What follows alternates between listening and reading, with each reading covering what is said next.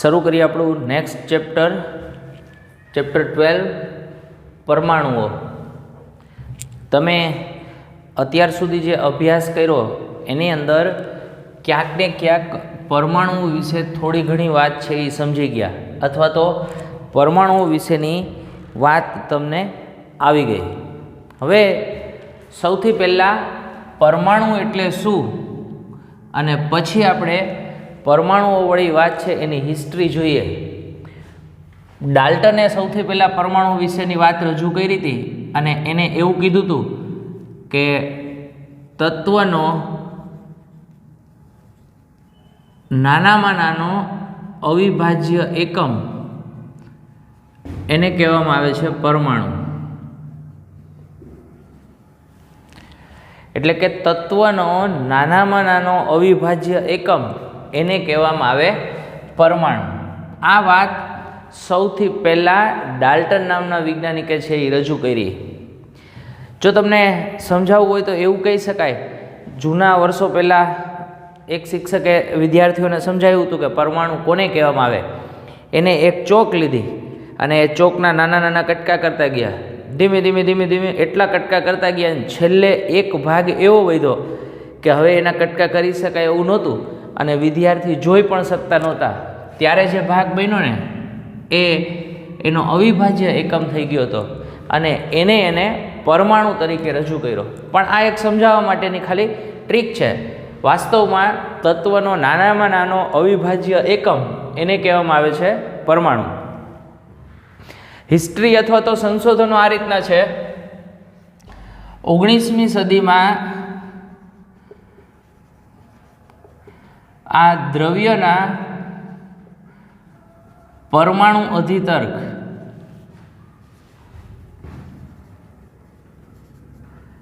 ના સંદર્ભમાં ઘણી રજૂઆતો થઈ.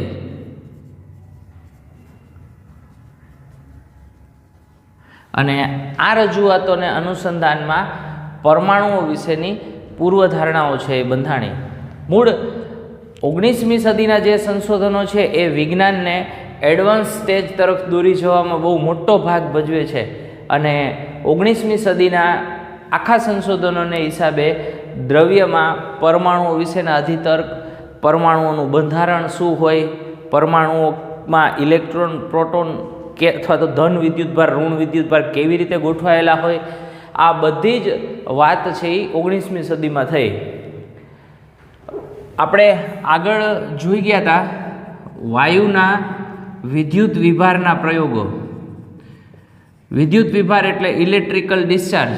આપણે ડિસ્ચાર્જ ટ્યુબ જોઈ હતી અને એ ડિસ્ચાર્જ ટ્યુબમાંથી જ્યારે વિદ્યુત વિભાર કરવામાં આવતો હતો, એક કેથોડવાળી વાત હતી, એનોડવાળી વાત હતી, અને અહીંયા વાયુઓ ભરેલા હોય ને ઇલેક્ટ્રિક ડિસ્ચાર્જ સ્પાર્ક પસાર કરવામાં આવતો હતો ત્યારે કઈ ઘટનાઓ બનતી હતી એના વિશેની વાત આપણે આગળ જોઈ ગયા. પણ વાયુઓના વિદ્યુત વિભારના પ્રયોગ દરમિયાન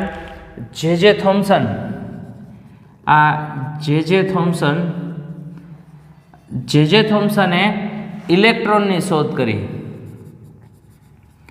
આ ઇલેક્ટ્રોનની શોધ થઈ એના ઉપરથી એને એક નવું નિવેદન આપ્યું કે દરેક તત્વના પરમાણુઓ ઋણ વિદ્યુત ભારિત ઘટકો ધરાવે.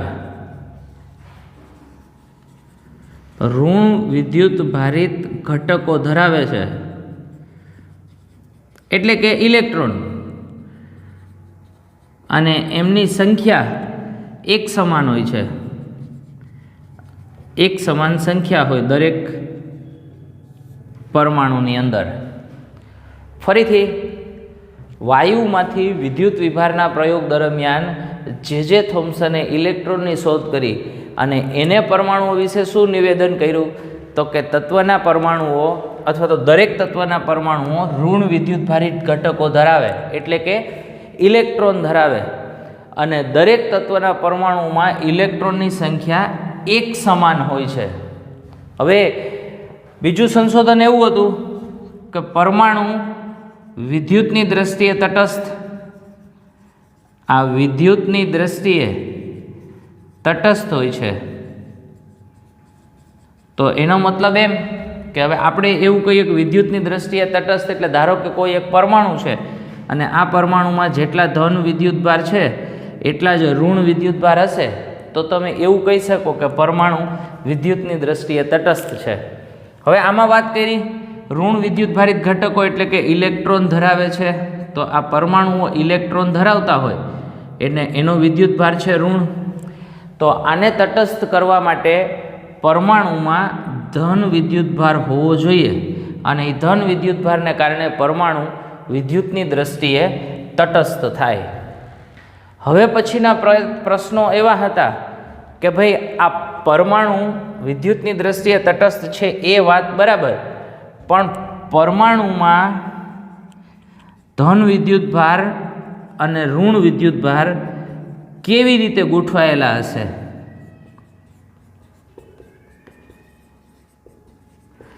અને બીજો પ્રશ્ન એવો હતો કે પરમાણુનું બંધારણ કેવું હશે, અથવા તો પરમાણુ મોડેલ કેવું હશે. હવે આના ઉપર આગળ સંશોધનો થયા. પરમાણુમાં ધન વિદ્યુતભાર ઋણ વિદ્યુતભાર કેવી રીતે ગોઠવાયેલા હશે, પરમાણુનું બંધારણ કેવું હશે, અને એના ઉપર સંશોધનો આગળ વધ્યા. એમાં પણ જે થોમ્સને પરમાણુ બંધારણ માટેનું એક મોડલ રજૂ કર્યું, એને પ્લમ પુડિંગ મોડલ એટલે તરબૂચ બીજ મોડલવાળી વાત છે એ રજૂ કરી અને એને પોતાનું સંશોધન કીધું કે પરમાણુ આ રીતનું બંધારણ ધરાવતું હોવું જોઈએ. જોઈએ આગળ એની અંદર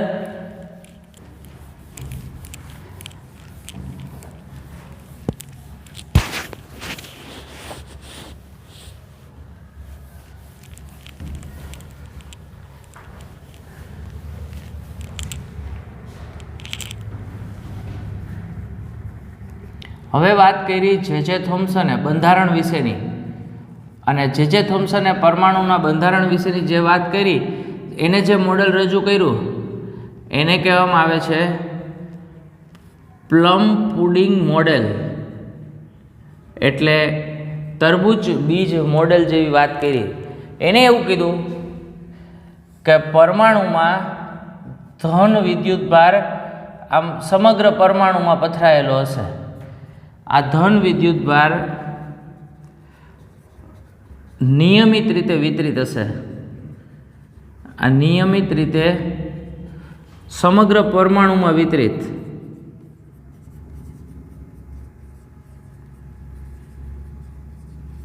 જોજો બરાબર, થોમ્સને જે પ્લમ પુડિંગ મોડેલ રજૂ કર્યું એની અંદર એમને શું કીધું તો કે ધન વિદ્યુતભાર સમગ્ર પરમાણુમાં નિયમિત રીતે વિતરિત થયેલો હશે અને ઇલેક્ટ્રોન જેમ તરબૂચની અંદર આમ તરબૂચમાં બીજ છે એ છૂટા છવાયા હોય, અલગ અલગ જગ્યાએ જકડાયેલા હોય, એવી રીતના ઇલેક્ટ્રોન પરમાણુમાં છૂટા છવાયા જકડાયેલી સ્થિતિમાં હશે.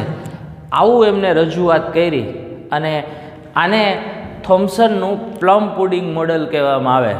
હવે પ્લમ પુડિંગ મોડલની સૌથી પહેલી જ નિષ્ફળતા એ હતી, એને કીધું હતું કે ઇલેક્ટ્રોન આમ જકડાયેલા હશે. હવે ખરેખર ઇલેક્ટ્રોન તો ઋણ વિદ્યુતભારિત છે. ધન વિદ્યુતભાર સમગ્ર પરમાણુમાં નિયમિત વિતરિત થયેલો હોય તો ધન વિદ્યુતભાર અને ઇલેક્ટ્રોન વચ્ચે સ્થિત વિદ્યુતીય બળ લાગે. આ સ્થિત વિદ્યુતીય બળ આપણા માટે અગત્યનો શબ્દ છે બળ. કોઈ પણ પદાર્થ પર બળ લાગે એટલે એમાં પ્રવેગ ઉત્પન્ન થાય અને એ પદાર્થ પ્રવેગી ગતિ કરે. હવે થોમ્સનના પ્લમ પુડિંગ મોડેલ પ્રમાણે તો ઇલેક્ટ્રોન છે એ જકડાયેલા છે. હવે તમે સમજી શકો, સ્થિત વિદ્યુતીય બળ લાગે તો ઇલેક્ટ્રોન પ્રવેગી ગતિ કરતા હોવા જોઈએ, જ્યારે થોમ્સને કીધેલું છે જકડાયેલા હશે. એટલે આ વાત સમજાવવામાં થોમ્સનનું મોડલ છે એ નિષ્ફળ નીવડ્યું. જોજો બરાબર, તરબૂચ તમે જોયેલું હોય તો બીજ છે બધે આમ છૂટા છૂટા હોય. પોપૈયું જોયું હોય ને તો કાપો એટલે બીજ બધા વચ્ચેના ભાગમાં ગોઠવાયેલા હોય. એટલે તરબૂચ અને પોપૈયામાં ગોઠવણીઓની જુદી જુદી હોય છે. અને તરબૂચની જેમ ઇલેક્ટ્રોન ગોઠવાયેલા હશે એના ઉપરથી એ મોડલ છે એને નામ આપેલું હતું પ્લમ પુડિંગ મોડલ. હવે બીજી એક વાત એવી છે, માનો કે કોઈ પણ ઘટ્ટ દ્રવ્ય હોય, પછી એ ઘન સ્વરૂપનું હોય, પ્રવાહી સ્વરૂપનું હોય કે ઘટ્ટ વાયુઓ હોય, આ ઘટ્ટ વાયુઓ આ બધા જ ચોક્કસ તાપમાને અથવા તો દરેક તાપમાને વિકિરણોનું ઉત્સર્જન કરે, વિદ્યુત ચુંબકીય વિકિરણોનું ઉત્સર્જન થાય. અને આ ઉત્સર્જન શું કામે થાય છે? તો કે અણુ પરમાણુના દોલનો અને તેમની આંતરક્રિયા. જોજો બરાબર, કોઈ પણ ઘટ્ટ દ્રવ્ય હોય, ઘન સ્વરૂપનું હોય, પ્રવાહી સ્વરૂપનું હોય કે ઘટ્ટ વાયુઓ હોય, એ તાપમાન અનુસાર વિકિરણોનું ઉત્સર્જન કરતા હોય અને આ વિકિરણોનું ઉત્સર્જન પરમાણુઓના, અણુઓના દોલનો, એમની વચ્ચેની આંતરક્રિયાઓ એના ઉપર આધારિત હોય. એટલે વિકિરણ છે ને એ ડાયરેક્ટ પરમાણુઓ સાથે સંકળાયેલું છે. અહીંયા અણુ પરમાણુના દોલનો, એમની આંતરક્રિયાઓ એને કારણે થાય. હવે બીજું સંશોધન એક નવું થયું, આના કરતાં થોડું વિપરીત, ઓછી ઘનતાવાળા વાયુઓ. હવે ઓછી ઘનતાવાળા વાયુઓ હતા એ જ્યોતના તાપમાને નિયોન સાઇન અથવા તો મર્ક્યુરી લેમ્પ હોય એ ટેમ્પરેચરોએ વિકિરણોનું ઉત્સર્જન કરતું હતું. અહીંયા વિકિરણોનું ઉત્સર્જન થતું હતું નહીં, સતત વિકિરણોનું ઉત્સર્જન થતું હતું. આ ચોક્કસ તરંગ લંબાઈના વિકિરણોનું ઉત્સર્જન થતું હતું. ચોક્કસ તરંગ લંબાઈના વિકિરણોનું ઉત્સર્જન થતું હતું. અને વિકિરણો અમુક રેખાના બનેલા અને એને અનુરૂપ વર્ણપટ મળતા હતા. એટલે આ બે બાબતો એકબીજાથી થોડી જુદી રીતે થતી હતી. ઘટ્ટ વાયુઓ, ઘટ્ટ દ્રવ્ય ઘન સ્વરૂપમાં હોય, પ્રવાહી સ્વરૂપમાં હોય, ઓછી ઘનતાવાળી વાત હોય, તો આ બધી પરમાણુના બંધારણને સમજાવવા માટે થોડા તર્ક વિતર્ક હતા. હવે આની અંદર આગળ હાઇડ્રોજન વિશેની પણ વાત કરી છે. હાઇડ્રોજન છે 1H1. સામાન્ય રીતે હાઇડ્રોજનની અંદર એક પ્રોટોન અને એક ન્યુટ્રોન છે, છતાં પણ હાઇડ્રોજન જુદી જુદી વર્ણપટ શ્રેણીઓ રજૂ કરે છે. તો એ સમજાવવા માટે પણ થોડી મુશ્કેલીઓ હતી. આ સંજોગોમાં રુથરફોર્ડ નામના સાયન્ટિસ્ટ એ પણ પરમાણુઓના બંધારણ સમજવા માટેના પ્રયોગો કરતા હતા. હવે એને જે વાત કરી એની રજૂઆત શું છે એના વિશેની આપણે વાત કરીએ.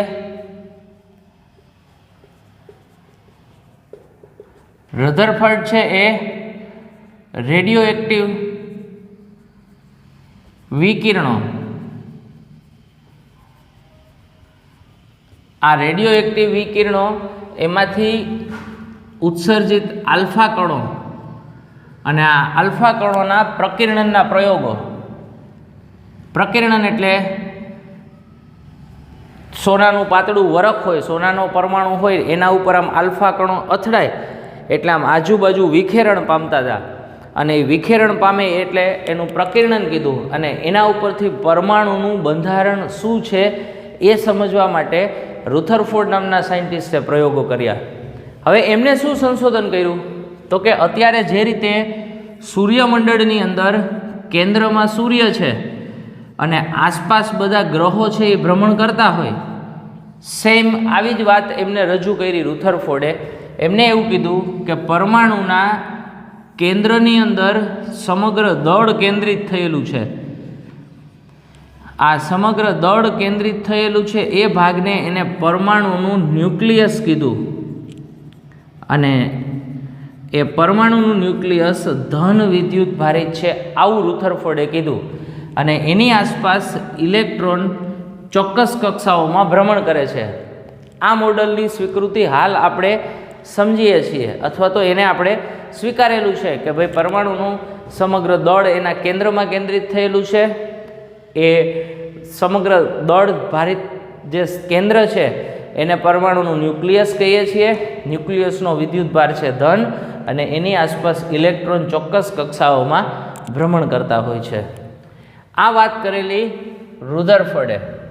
હવે આમાં પણ ફરી રુધરફોર્ડ મોડલની પણ અમુક નિષ્ફળતાઓ, અમુક મર્યાદાઓ હતી, અને એ મોડલ પણ જે હાઇડ્રોજન પરમાણુમાંથી ઉત્સર્જિત વિકિરણો હતા એનો જે વર્ણપટ હતો, શ્રેણીઓ હતી, એ સમજાવવામાં ક્યાંક ને ક્યાંક નિષ્ફળ નીવડ્યું. આમ અલગ અલગ રીતે પરમાણુઓ ઉપરના સંશોધનો થયા, અને એને અનુરૂપ ધીમે ધીમે વિજ્ઞાન પરમાણુઓ એટલે શું, બંધારણ, એના તરફ આપણે આગળ વધ્યા.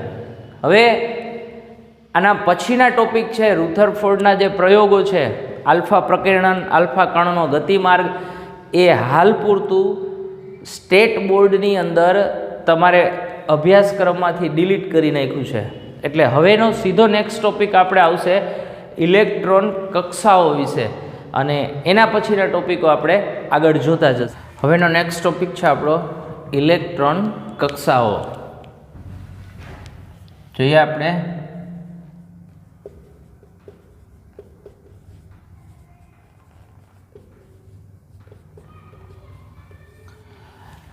રુધરફોર્ડ પરમાણુ મોડેલ વિશેની આપણે વાત કરીએ તો રુધરફોર્ડ પરમાણુ મોડેલમાં આ સમગ્ર દળ કેન્દ્રમાં કેન્દ્રિત થયેલું, એ દળ ભારિત જે સ્થાન છે એને પરમાણુનું ન્યુક્લિયસ કીધું, અને એની આસપાસ ઇલેક્ટ્રોન ચોક્કસ કક્ષાઓની અંદર ભ્રમણ કરતા હોય, આવી વાત કરેલી રુધરફોર્ડે. હવે આ જ વાતને આપણે આગળ રાખીએ. આ ઇલેક્ટ્રોન ચોક્કસ કક્ષાઓમાં ભ્રમણ કરે છે અથવા તો ગતિ કરે છે, એના માટે અહીંયા આ ધન વિદ્યુતભારિત ન્યુક્લિયસ અને ઇલેક્ટ્રોન વચ્ચે લાગતું સ્થિત વિદ્યુતીય બળ, આ સ્થિત વિદ્યુતીય બળ, અને બીજું ભ્રમણ વર્તુળાકાર કક્ષાઓમાં કરે એના માટે કેન્દ્રગામી બળ જવાબદાર. એટલે ખરેખર અહીંયા આ કેસની અંદર કેન્દ્રગામી બળ કોણ પૂરું પાડે છે? વર્તુળાકાર ગતિ કરાવવી હોય તો એના માટે જરૂરી કેન્દ્રગામી બળ, અને કેન્દ્રગામી બળ કોક બીજું બળ છે એ પૂરું પાડતું હોય. તો અહીંયા કેન્દ્રગામી બળ કોણ પૂરું પાડે? તો કે સ્થિત વિદ્યુતીય બળ. એટલે હું આવું લખી શકું, આ વિદ્યુતીય બળને આપણે Fe કહીએ અને કેન્દ્રગામી બળને આપણે Fc કહીએ. તો અહીંયા સ્થિત વિદ્યુતીય બળ Fe પૂરું પાડે છે કેન્દ્રગામી બળ Fc.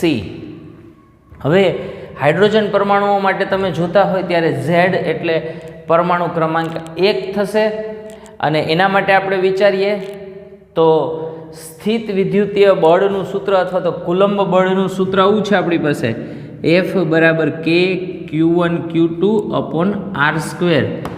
એટલે K એટલે 1/4πε0 અચળાંક, એક વિદ્યુતભાર, બીજો વિદ્યુતભાર, અને એમની વચ્ચેના અંતરનો વર્ગ. તો હું અહીંયા સ્થિત વિદ્યુતીય બળની જગ્યાએ લખી શકું છું 1/4πε0 Q1 એટલે એક E, Q2 એટલે બીજો E²/R². કેન્દ્રગામી બળનું સૂત્ર છે આપણી પાસે mv²/r. હવે જો મારે અહીંયા ત્રિજ્યા જોતી હોય, આ વર્તુળાકાર કક્ષામાં ઇલેક્ટ્રોન ભ્રમણ કરે છે, તો એ ભ્રમણ કક્ષાની ત્રિજ્યાને સૂત્રનો કરતા બનાવવો હોય તો અહીંયા હું આરને સૂત્રનો કરતા બનાવું ને, તો આર અહીંયા ઉપર જશે, એટલે આર બરાબર આવું લખી શકાય E²/4πε0 × v². આર ઉપર ગયો, અહીંયા ઇન્ટુ એમ. એટલે અહીંયા તમે કહી શકો ત્રિજ્યા આરને વેગ v સાથે સંબંધ છે, એટલે ત્રિજ્યા અને વેગ એકબીજા સાથે સંકળાયેલા.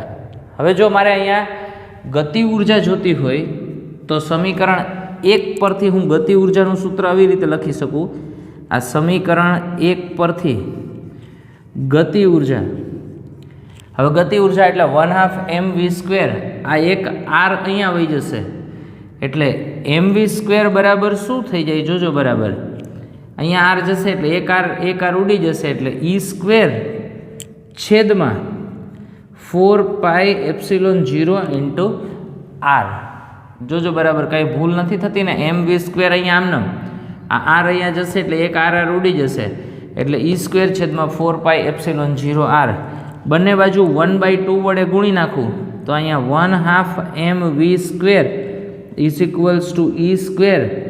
છેદમાં 8πε0 r, અને સમીકરણ 2 કહી દઉં, અને સમીકરણ 2 છે એ ગતિ ઉર્જાનું સમીકરણ થઈ જશે. હવે મારે અહીંયા ગતિ ઉર્જાને હું k કહી દઉં તો k બરાબર આવું સૂત્ર થઈ ગયું, e² છેદમાં 8πε0 r. હવે મારે સ્થિતિ ઉર્જા લખવી હોય અહીંયા સ્થિતિ ઉર્જા, તો સ્થિતિ ઉર્જાનું સૂત્ર છે u બરાબર -kq1q2/r. હું સ્થિતિ ઉર્જા લખું છું u બરાબર -1/4πε0, q1 એટલે e, q2 એટલે e, એટલે e² છેદમાં r. હવે મારે કુલ ઉર્જા જોતી હોય તો કુલ ઉર્જા E નું સૂત્ર આવું થશે, E બરાબર k પ્લસ u, જોજો બરાબર, E બરાબર k ની જગ્યાએ હું લખું છું e² છેદમાં 8πε0 r, અહીંયા માઇનસ e² છેદમાં 4πε0 r.